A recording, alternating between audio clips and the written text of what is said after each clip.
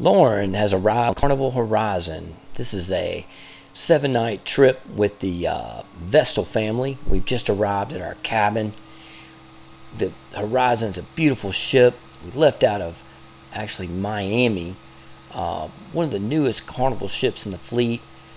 Amazing pools. Just got our luggage and we're getting settled into our room. This is Bella on the right and Jackson on the left, and this is one of the families traveling with us. That's Noah right there. That's Nicholas, our youngest, and getting our room settled. And so we're going to go check out the ship. Beautiful mural of Venice on the back of the ship. Lauren quickly found the Effie store, and we finally got to dinner with the Vestals. That's Jason on the left and Jen on the right in the green. Wonderful dinners with that family. So basically two families of 4 on the Carnival Horizon for the week-long cruise. This is the end of our first night. Towel animals in the room, getting settled in. Nicholas and Noah are frequent cruisers. The next morning, this is our day at sea. We did the brunch, sea day brunch. Beautiful ship. Again, it's so big. It takes a couple days just to see everything. Nicholas, as fast as Lauren found the Effie store, he found the candy store. Again, lots of towel animals in the room. We had a wonderful room steward. Carnival does a great job on these ships. That's Jen and Jason Vestal. This is our traveling companions. This is part of our sea day brunch, where we're having coffee and enjoying each other's company on the back of the ship with a beautiful view. The rest of the sea day consisted of pool activities, ping pong games, going to the gym, watching shows, doing the slides. Nicholas wanted to play Lauren a game of Battleship, and so I can't remember who won the Battleship game. And no day at sea is complete without a stop by the sushi bar. Nicholas absolutely loves sushi, so we had to stop by there. You can tell he's happy. This is after our first full day at sea. It's a evening watching the sunset, having a nice dinner. All you do is push the elevator button. It takes you to fine dining. You get a 3, 4, 5-course meal, all included. They treat you like royalty on Carnival. The food is fantastic. Just order whatever you want and just have a wonderful meal at the end of each day. Lauren and I've never had a bad meal on any cruise ship, just about. So our first port of call is Bonaire. We've never been there before, and we're excited to go to this new island. It was absolutely spectacular. Bonaire is just off the coast of South America. It's about as far east in the Caribbean as you can get. We went ahead and went to this dive shop. It's called VIP, and they allowed us to rent tanks and gear, and we rented the trucks to put the gear in the back. And so we got a map, and we went ahead and said, we're going to go diving on our own. And so we headed south from the town, past the salt flats. And that's what you see on the right's the Caribbean. It's just beautiful green water as you head away from town. And on the left are these giant salt lakes where they actually, pile up the salt, and you can see them piled up there. Behind us is the Salt Pier, and this is where we're going to go scuba diving. So all of us got on our dive gear and headed out to go diving under Salt Pier. Now there's no ship in port that day. We had to monitor the ship schedule for the harbor to see if the ship was coming, because we don't want to go diving underneath a giant ship. But the ship comes in and loads salt from the Salt Pier. Well, this is actually a wonderful place to go diving under the Salt Pier. It's pretty easy because it's like a map. You just follow the pilings and you go all around. About a 30, 40, 50-foot dive, and get to see some beautiful coral and fish and so forth. Both of these families, all of us dived. The only one that did not dive was Lauren, and she ended up just staying up top and went snorkeling while all of us went diving. And so all of us are PADI certified, PADI, and that's one of the famous sites there with the ladder underwater at Salt Pier. uneventful, easy dive. That's Noah and Nicholas there. Noah on the left, Nicholas on the right.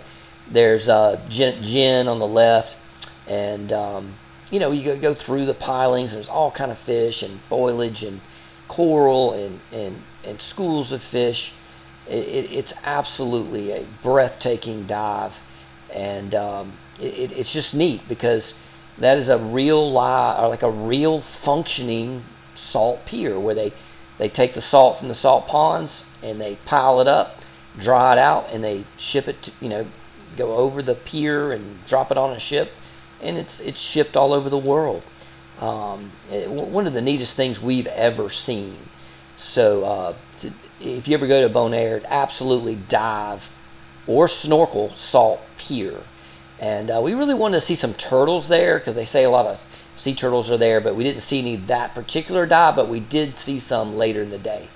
These are the slave quarters.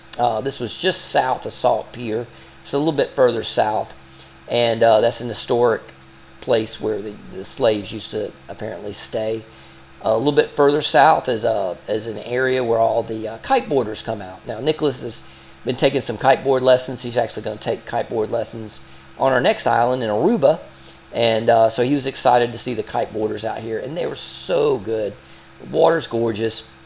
The wind's perfect. It's the easterly trade breeze that comes through there. It is just perfect conditions for for doing. Here's somebody getting some big air right in front of us, and watch out for the boat. Don't hit the boat. And it is a sport that requires training and discipline, and lots of training and class assistance because it's so dangerous. Those kites are extremely powerful. So we did a little, we watched the kiteboarders for a little bit. This was after our Salt Pier dive, after seeing the slave quarters. Our next stop in Bonaire was just down the beach a little further at a lighthouse, and that was kind of cool. The rest of the day was we were going to grab some lunch, and then we were going to try to go snorkeling at a place called Thousand Steps. And it's on the other side of town, so we had to leave this area and head north. And our plan was to see some sea turtles there. So here comes a kiteboarder, very experienced. I mean, it's difficult to control that. So we left that area and continued to head south. Lauren wanted to see some flamingos, and we got to see some flamingos over across the street from the ocean. These are again salt flats. And we got to see some flamingos. We weren't able to get very close to them. They are wild flamingos. They're not like in a cage or tame or anything like that. They're off in the distance. And so we ended up going all the way to the most eastern edge of the island. This is where it faces the breeze and the biggest waves. And so it's the most desolate, driest part of the island. And this is where we ran into the famous Bonaire donkeys.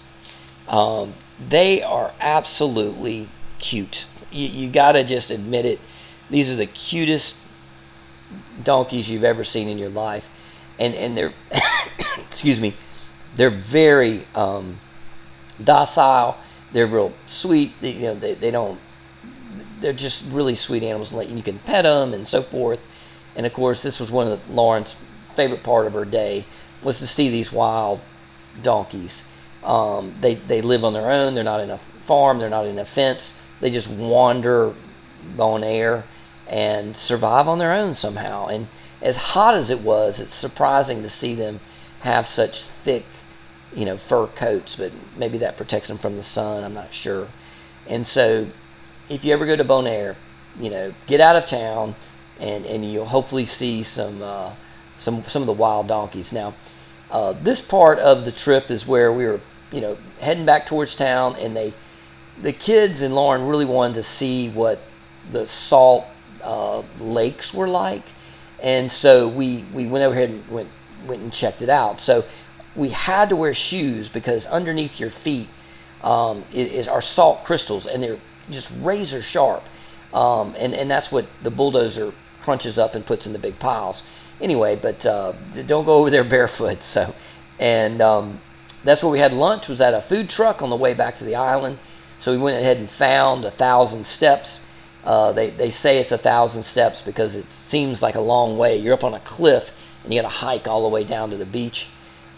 Very dry, desolate island. Lots of windmills for plenty of wind, but lots of cactus and dry conditions. Very little rain means crystal clear water. Here we are at 1,000 steps and we're heading down. Our goal is to see a sea turtle. See how high we are up on the cliff? It does take a while to get from the top where you park all the way down to the beach. This is maybe 20 minutes north of downtown where we came in on the cruise ship. We were in a rental car, again, a rental truck, I should say, and went to 1,000 steps. Only maybe 2 other families there, and within seconds, guess what we saw? That's right, that's a sea turtle. Within just like not even 30 seconds of us being in the water, there was a baby sea turtle. Absolutely made Lauren's day. That was the only thing she wanted to see and do on Bonaire, was see a sea turtle, and we literally, a sea turtle was that close to shore, and we saw the sea turtle within 15, within 30 seconds of getting in the water. Now he scurried off pretty quickly, as they typically do whenever there's snorkelers around, but just absolutely beautiful.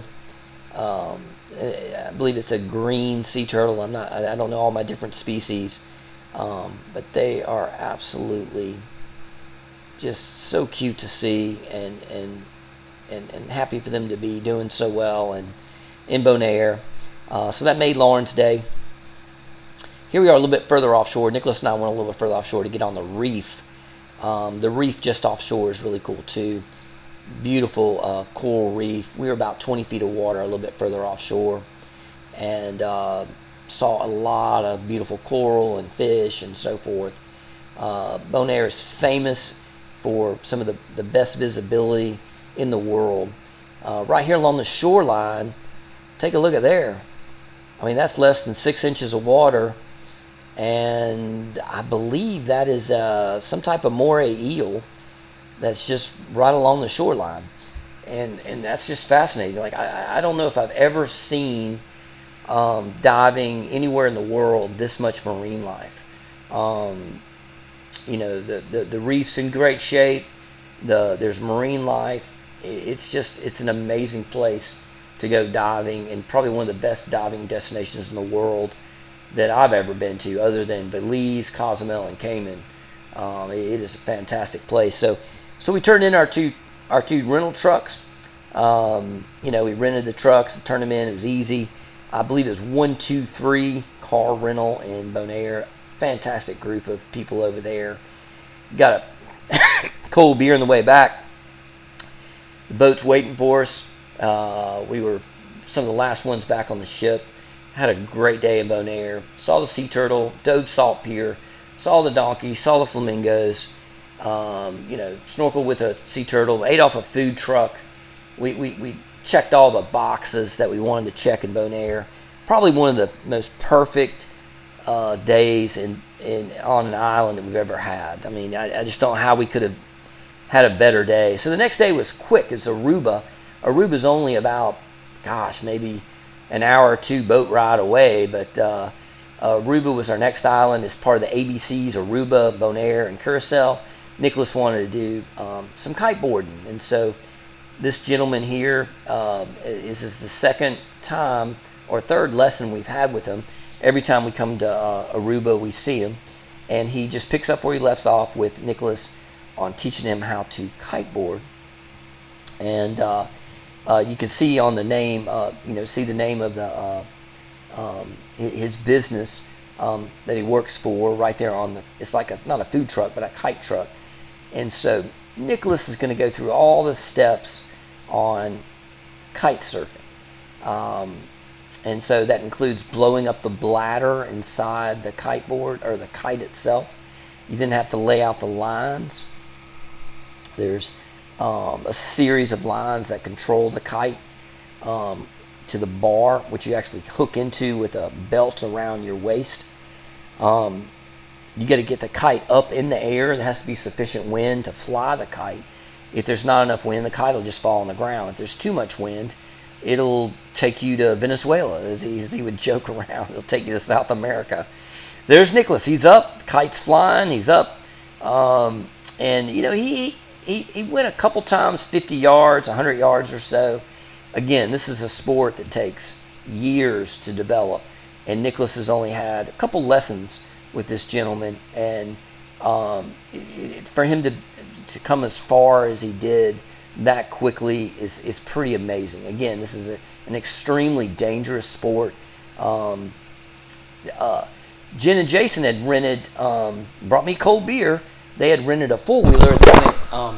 They went kite surfing, or went riding around on the east end of the island, four-wheeling. We did that last time, so we didn't do it this time.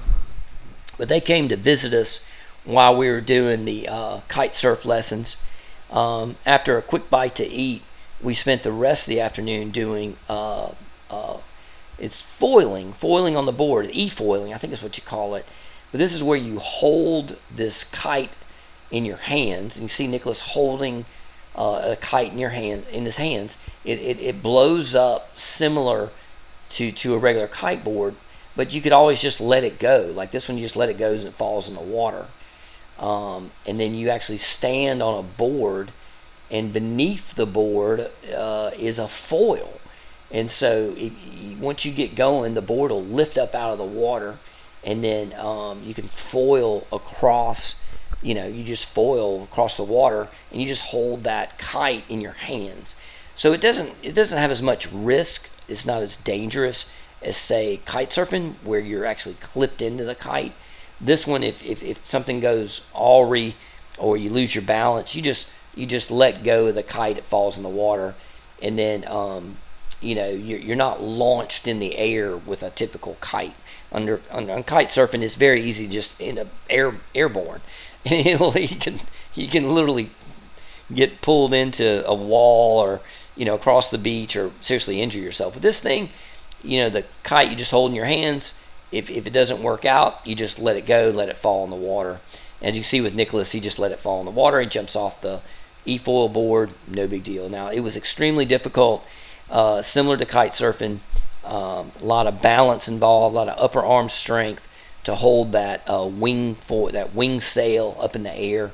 He gave it his best shot. Now, at this point, he had been kite surfing all morning and wing foiling all afternoon. And, Nicholas is 13 years old. That was a big day, and it's understandably easy to get worn out after trying two new sports and training and doing all this. And so he was pretty tuckered out by the end of the day. So me and Lauren just relaxed. It was a couple feet of water. He had a great day. Nicholas was happy no matter what. Lauren was happy watching on the beach. We're not soccer moms or soccer dads.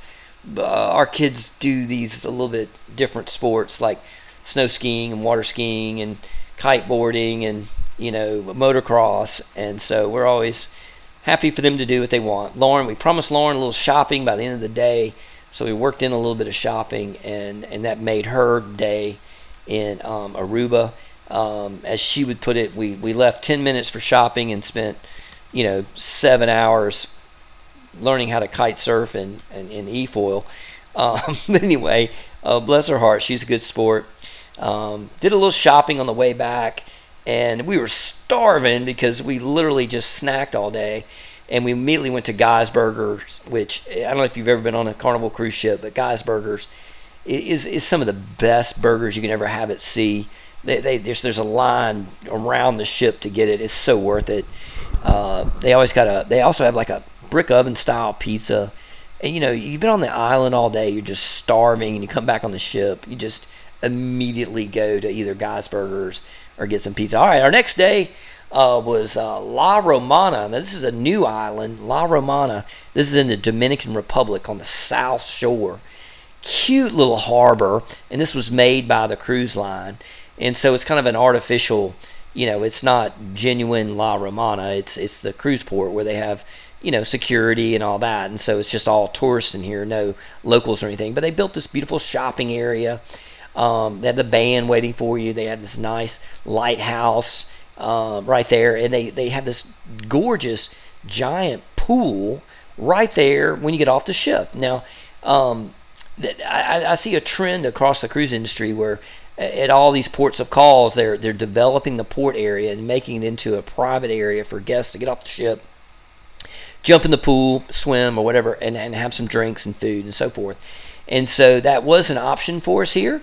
Lauren we ended up staying here for a few minutes and went shopping before we left and went to this hotel where there's Jackson. Jen and Jason had some points or had a free room or something and used their Hilton points. I forget which hotel this was. I'm sorry, y'all.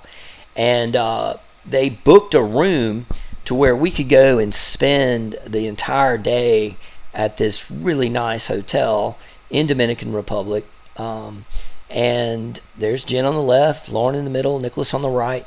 And so we basically had the whole place to ourselves. And so it was basically you bought the room for the night, but we just basically spent the day there. And we just had a lovely time. We had the pool all to ourselves. It had a gorgeous view. It's an infinity pool. Jen and Jason are wonderful travel family. Bella and Jackson are similar ages to our two children. We just had a wonderful day. Back at the port again, Lauren had her eye on some of these parrots. See all these parrots? Well, next time y'all come to our house, guess what's in our backyard? Yes, there's parrots in our backyard. She picked up a few of those parrots, and they're beautiful. They're hand-carved wooden parrots. She's very happy. She got some parrots. So we brought some parrots home. More shopping on the way back to the ship. As usual, we are towards the end, or some of the last folks to get back on the ship after a day in port. It is a beautiful port. Highly recommended. If you ever see La Romana on your itinerary, it is a terrific place, especially because they have that pool and that entire port area right off the ship that's free, and you can enjoy. There's our parrots I was talking about. Those are now in our backyard around the pool. Everybody loves them. They're on those long poles that Lauren was carrying. It was interesting getting those sticks. They're like spears through security and customs. But they made it eventually, and we got back. Here we are, back on the ship, enjoying ourselves. It's happy times for the Dorgans on any cruise line. We absolutely love cruising together. We've done it a lot and highly recommend cruising for a family. Looks like it was sushi night. Nicholas loves sushi, and Nicholas is our chef of the family, so he likes some of the different style dining. And what's neat about a cruise ship is you can just pick what you want, whether it's burgers, fine dining, casual dining, buffet, whatever. You can enjoy whatever. This ice cream machine got a workout. I know this is the only time you saw him eat an ice cream cone, but he must have eaten 10 ice cream cones a day during that ship. Ice cream, of course, is free, as well as the pizza. Our final island, they took us around the island of Dominican Republic to the North Shore to Amber Cove. This was the morning of Amber Cove. On this particular morning, the cruise ship personnel put on a towel animal show. And this is simply where you just walk through the pool deck, and they've built or made hundreds of towel animals out of blankets and towels and so forth. And every single one of them is unique. Every single one of them is different. Here's a little doggy house with little dog towel animals around a dog house. Every chair is covered. And again, these are all unique, beautiful. Maybe some of them are similar, but to me, they all appear different. Nicholas and Lauren one time bought a towel animal book and brought it home. And for a little while there, we were making towel animals at home. So that's always a hit for children and adults alike. Here we are pulling into Dominican Republic. Again, we're on the North Shore at this point. On this day, we yielded to the Vestals. The Vestals planned this whole day out for us. We'd never been to Amber Cove. And so we sort of planned out Bonaire. Our family did. And here at Amber Cove, we had the Vestals kind of plan that day for us. And so they had on tap for us a deep sea fishing trip. So hats off to Jen and Jason for handling or planning a wonderful day of deep sea fishing. So we were picked up at the harbor by this deep sea fishing crew. They took us to this boat, this deep sea fishing boat, deep sea reels, bait, drinks, food, everything, and an experienced deep sea fishing crew, and went on out and did spent a day deep sea fishing within that's actually, I think it's Ballyhoo, I think that's what it is. They had spreaders. These guys really knew what they were doing, and just within minutes of going out of the harbor, we were already trolling for billfish, and so Nicholas has been into deep sea fishing a good bit lately, as well as Jackson. That's Jen and Jason's youngest son. So those two were excited about maybe catching some fish, and so anyway, so let's see if we catch some fish. A beautiful boat, beautiful day. It was very windy. This is a teaser I think they're putting in. A teaser is like, they don't have any hooks on them, but they drag it behind the boat, and it looks like a bunch of small fish following the boat, and billfish see it and they get excited, and the idea is that they'll be teased by the little fish and then bite our bait that's out there that looks similar. And so looks like Jackson's got a fish on. So the word is, when you get a bite and you get a fish on the line, you say fish on, and so it was definitely fish on that day. This was the first fish we had caught, and I forget what exactly we caught. We're about to see here in just a second. He's pulled on the boat. Looks like a small to medium sized barracuda. Jackson did a great job getting them in. So we took turns. All right, so that Jackson reeled in the first fish, and looks like Nicholas is now on our second fish. Is reeling like crazy. He's having a good time. We got fish on. We're out in the Caribbean Sea north of Dominican Republic. The fish hands are the assistants on the boat. Of course, they're helping us catch these fish. Couldn't do it without them. And Nicholas is busy reeling in the second fish of the day.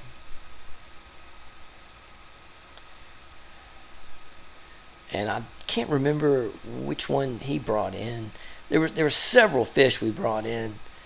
Another barracuda, and good size. He did a good job bringing them in.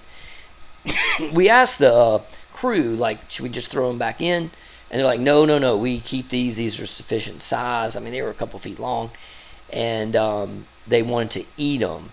So there was no fish that was thrown back, because the whole crew actually wanted to hold on to the fish, because that was, they could dinner for them and their family and friends and neighbors and so forth. So another fish on. Jackson's on the next one. They're reeling in all the other. You can see they're reeling in all the other poles. They're bringing in the teaser. Jackson is just reeling like crazy, and all the other lines are being brought in so they don't get tangled. They got the back door open, and they pull in the next fish, which is I can't remember what type of fish that was, but that was Jackson reeled in that fish. And it looks like Nicholas has got the next fish on. And y'all, this may be the last fish of this trip, and he's got some serious bend in that pole on this one, and the assistant is making sure that the pole does not launch out of the chair, because this is a big one. So y'all hold on and watch what he's about to reel in here. You're going to be impressed. So in the meantime, while he's reeling as fast as he can, as hard as he can, this is a very, very big fish. The assistants are keeping the pole from coming out. They're helping him reel it in, as it's a very large fish. They'll have I forget how they brought this fish in, but we're about to see. And it is different from the barracuda, I will tell you that. But it was a pretty serious catch, as you can tell. So this is the highlight of the day for our family, for Nicholas to reel in a a true deep sea fishing experience. It took, I don't know, a while to reel this fish in because it had run so much line out. It was so large, and it was a good fight for him. And y'all just wait and see what we brought in. It's pretty cool. So at this point, you're probably pretty tired after reeling in this much line, and so he was pretty wore out after this, but the smile never goes away. He's excited. We're talking about a lot of line. All right, they got the gaff ready, and let's see what's on the end of the line.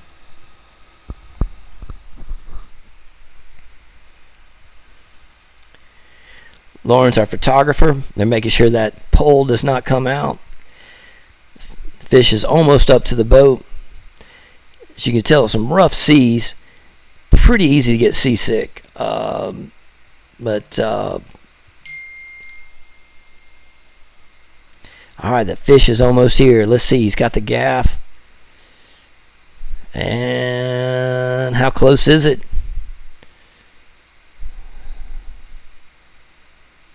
It's moving all around under the boat. See that line going back and forth? Look at that! Look at that rod. That it's just bending.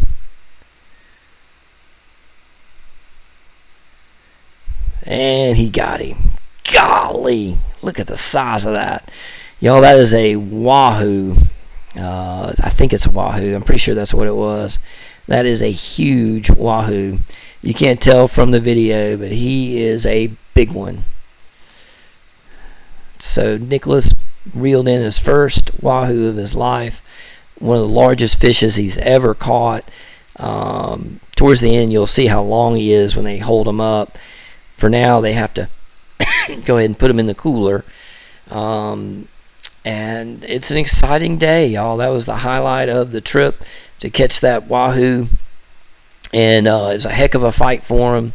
And he's exhausted. So the crew was terrific. They brought us drinks and fresh fruit and pineapple, and try to stay out of the cabin because it's rocking around. But fortunately, it was tough to avoid being seasick. Some of us fared better than others, but we got through the day just fine and really enjoyed ourselves. That is a giant Wahoo. So we had a little bit of fishing time left. They always say that if you pop open a cold beer, maybe that'll change your luck or make you luckier, and you might catch some fish. So I was trying to, get one last fish on the way back. But here's the Wahoo. Look at the size of this guy. I mean, it is just massive. Great catch, Nicholas. Great job bringing him in. Great job, crew. Great job, Dominican Republic. Just some gorgeous deep sea fishing right off your shores. Just a spectacular day. So back at the cruise port, they had a couple excursions coming in when we were, coming back from our fishing trip. Lauren, of course, got her shopping in, and again, it was the same type thing. We spent all day on the boat fishing, and then she got about 10 minutes of shopping time, which probably isn't fair, and she's right, it's not fair. But back at the port, similar to La Romana, they have a pool right there in Amber Cove that's free for the guests of Carnival to use, and they have a swim up bar and huts, and it's a great, if you want to, you just get off the ship and there's a pool right there in the port, just like at La Romana. Similarly at Puerto La Plata, they have a beautiful pool area right there in port as well. So I see a trend in the again, in the cruise industry, where they're building these amazing port facilities to where the guests can get off the ship and have an amazing day without having to venture far away. And so that was a gorgeous pool right there at the port. Back to Guy's Burger, same thing. We skipped lunch. We didn't eat any lunch on that cruise, on that deep sea fishing. They gave us snacks and fruit, and they did a great job. But man, we come back and you've been deep sea fishing all day. You're raging hungry. That blue jewelry that Nicholas just put on, that Lauren bought, is the only place you can buy it is in Dominican Republic. That's the only place you can buy that stone. So here's the sail away party. This is our, I think this is our final island. That's right. We did Bonaire. We did Aruba. Bonaire diving, Aruba with the kite surfing. We did the private hotel at La Romana, and then here at Amber Cove, we did the deep sea fishing. And so this is the tail end of our cruise. Nice dinner with the Vestals. That's Jackson and Bella there on the end, Jen and Jason on the left. There's Lauren, and of course that's Nicholas right there on the right. Wonderful dinner. Carnival cruise staff always does an amazing job. Look at that soup and presentation. It's just some fine dining every night. All you got to do is just, be dressed reasonably, and you can go have a 3, 4, 5 course meal, and it's off the chain good. It's hard to tell from the photos, but that's calamari, some type of arugula salad that looks like beef carpaccio, and that was Nicholas's favorite soup with some shrimp cocktail. It's hard to tell, but the food is outstanding. And of course, the waiters sing and do their songs and dance, and it's almost like a dinner show that they sing and dance and so forth. If you go on a 7-night cruise on Carnival, you do get the option, or they do give you lobster night, and so we pretty much our entire lives, that me and Lauren have been married now for 25 years, the only time we've ever eaten lobster is on a Carnival cruise ship. But by golly, on lobster night, we order a lot of lobsters. This dinner was on the same day, and this is a special treat for Carnival Platinum members, where you get free drinks, captain's party, you get to meet the captain, get the crew, and you have unlimited free drinks. And so they're platinum members as well, and so we got a little rowdy at the captain's party with, what are you supposed to do when there's free drinks? So an amazing trip. Carnival Horizon, wonderful trip right out of Miami. Bonaire, Aruba, La Romana, and Amber Cove. Great time with friends and family. We really enjoyed ourselves. Highly recommend the Carnival Horizon. And thanks for watching, y'all. And remember to like and subscribe for the next trip.